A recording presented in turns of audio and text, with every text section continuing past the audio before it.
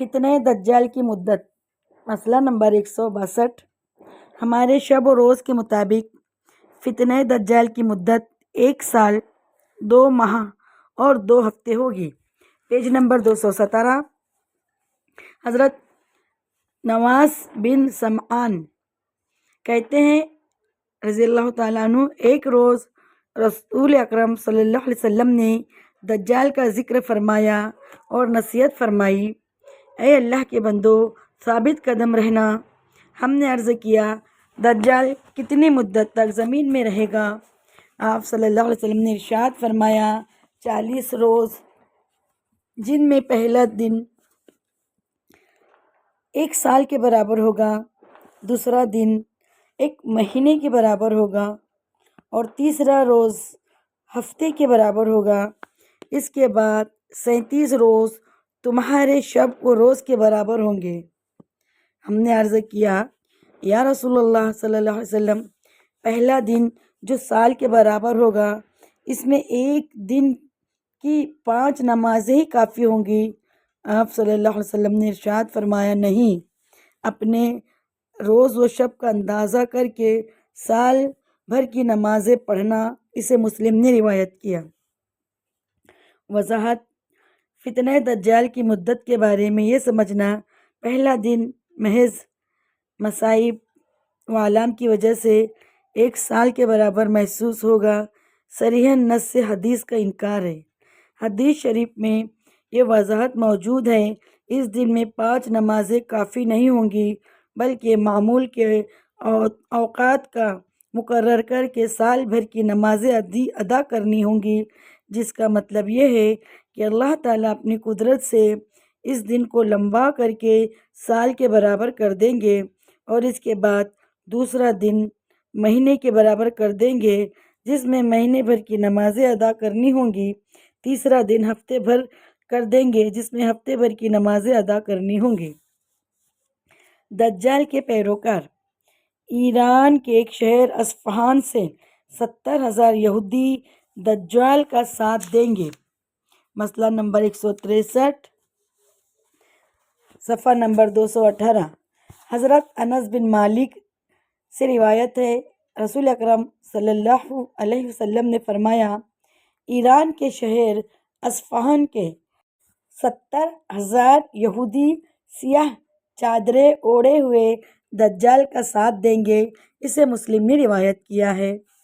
مسئلہ نمبر 164، موٹے اور چوڑے چہرے والے بہت سی قومیں دجال پر ایمان لے آئیں گی۔ حضرت ابوبکر صدیق رضی اللہ تعالیٰ عنہ کہتے ہیں، رسول اکرم صلی اللہ علیہ وسلم نے فرمایا، دجال مشرق کی سرزمین سے ظاہر ہوگا، جسے خراسان کہا جاتا ہے۔ بہت سی قومیں اس کے ساتھ ہوں گی، جن کے چہرے چمڑا لگی ڈھالوں کی طرح موٹے موٹے اور چوڑے چوڑے ہوں گے۔ اسے ترمذی نے روایت کیا۔ وضاحت: ممکن ہے چوڑے چہرے والی قوم سے مراد روس، چین، جاپان، فلپائن اور کوریا وغیرہ کی قومیں ہوں، واللہ اعلم بالصواب۔ مسئلہ نمبر 165، کافر اور منافق بھی دجال کا ساتھ دیں گے۔ دجال کے خلاف جہاد۔ مسئلہ نمبر 166، آسمانوں سے نازل ہونے کے بعد حضرت عیسیٰ علیہ السلام مسلمانوں کے ساتھ مل کر دجال اور اس کے لشکر کے خلاف جہاد کریں گے، جس میں مسلمانوں کو فتح ہوگی اور دجال حضرت عیسیٰ کے ہاتھوں لد کے مقام پر قتل ہوگا۔ حضرت نواس بن سمعان رضی اللہ تعالیٰ عنہ کہتے ہیں، رسول اکرم صلی اللہ علیہ وسلم نے فرمایا، جب اللہ تعالیٰ حضرت مسیح ابن مریم کو بھیجے گا، وہ دمشق کی مشرقی حصے میں مسجد کے سفید مینار کے پاس اپنے دونوں ہاتھ 2 فرشتوں کے کندھوں پر رکھے ہوئے اتریں گے۔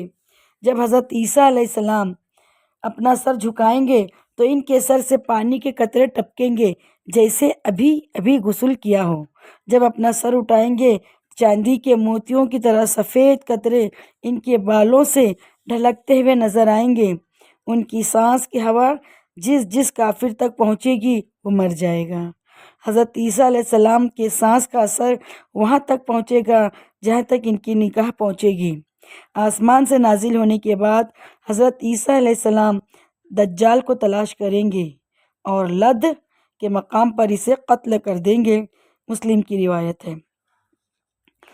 وضاحت: یاد رہے آج کل لد کے مقام پر اسرائیل کا ہوائی اڈہ بنا ہوا ہے۔ مسئلہ نمبر 167، دجال سے مقابلہ کرنے کے لیے مسلمانوں کا پڑاؤ دمشق کے قریب غوطہ کے مقام پر ہوگا۔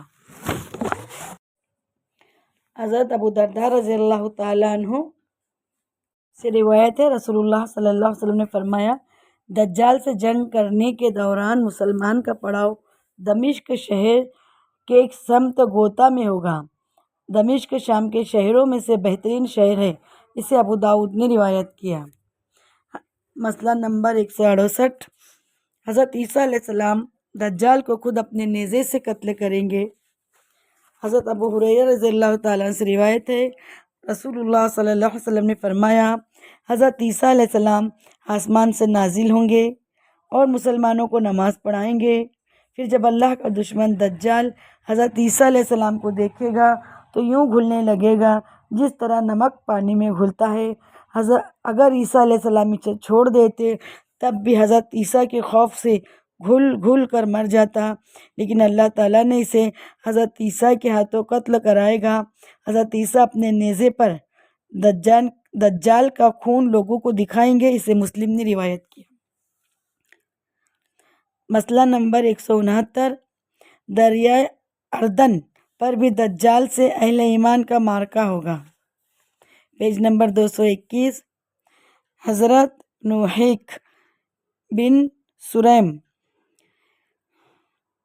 سکرونی کہتے ہیں کہ رسول اللہ صلی اللہ علیہ وسلم نے فرمایا، تم لوگ مشرکوں سے جنگ کرو گے حتیٰ کہ تمہارے لشکر سے باقی ماندہ لوگ دجال سے جنگ کریں گے۔ دریائے اردن پر تم لوگ مشرقی کنارے پر ہوں گے اور دجال کا لشکر مغربی کنارے پر ہوگا، اسے طبرانی نے اور بزار نے روایت کیا۔ مسئلہ نمبر 170، دجال کے خلاف جہاد میں ایک بھی یہودی زندہ نہیں بچے گا حتیٰ کہ کسی پتھر یا درخت کی آڑ میں پیچھے کوئی یہودی چھپا ہوگا تو پتھر اور درخت پکار اٹھے گا، اے مسلمان، میرے پیچھے یہودی چھپا ہے، اسے قتل کر۔ حضرت ابو ہریرہ رضی اللہ تعالیٰ عنہ سے روایت ہے، رسول اللہ صلی اللہ علیہ وسلم نے فرمایا، قیامت قائم نہیں ہوگی یہاں تک کہ مسلمان یہودیوں کے خلاف جنگ کریں گے، جس میں مسلمان یہودیوں کو قتل کریں گے، یہاں تک کہ اگر کوئی یہودی کسی پتھر یا درخت کے پیچھے چھپا ہوگا تو پتھر یا درخت بولے گا، اے مسلمان، اللہ کے بندے ادھر آ، میرے پیچھے یہودی چھپا ہے، اسے قتل کر۔ آپ صلی اللہ علیہ وسلم نے ارشاد فرمایا کہ غرقد کا درخت ایسا نہیں کرے گا کیونکہ وہ یہودیوں کا درخت ہے، اسے مسلم نے روایت کیا۔ یاد رہے غرقد ایک کانٹے دار درخت ہے جو بیت المقدس کی طرف عام پایا جاتا ہے، یہودی اسے اپنا قومی درخت سمجھتے ہیں۔ مسئلہ نمبر 171، حضرت عیسیٰ علیہ السلام کے ساتھ مل کر دجال کے خلاف جہاد کرنے والے مسلمانوں کے لیے جنت کی بشارت ہے۔ رسول اکرم صلی اللہ علیہ وسلم نے رسول اللہ صلی اللہ علیہ وسلم کے آزاد کردہ غلام حضرت ثوبان رضی اللہ تعالیٰ عنہ کہتے ہیں، رسول اکرم صلی اللہ علیہ وسلم نے فرمایا، میری امت کی دو جماعتوں کو اللہ تعالیٰ آگ سے محفوظ فرمائے گا۔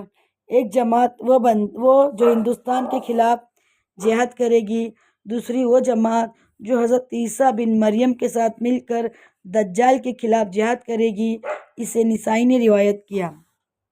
مسئلہ نمبر 172، امت محمدیہ کا آخری معرکہ دجال کے خلاف ہوگا، اس کے بعد ختم ہو جائے گا۔ حضرت عمران بن حسین رضی اللہ تعالیٰ عنہ کہتے ہیں، رسول اللہ صلی اللہ علیہ وسلم نے ارشاد فرمایا، میری امت ایک جماعت حق کی خاطر ہمیشہ جہاد کرتی رہے گی اور غالب رہے گی، اس پر جو ان سے مسلمانوں سے دشمنی رکھے گا، یہاں تک کہ میری امت کا آخری گروہ مسیح دجال کے خلاف جہاد کرے گا، اسے ابو داؤد نے روایت کیا۔ Page number 222۔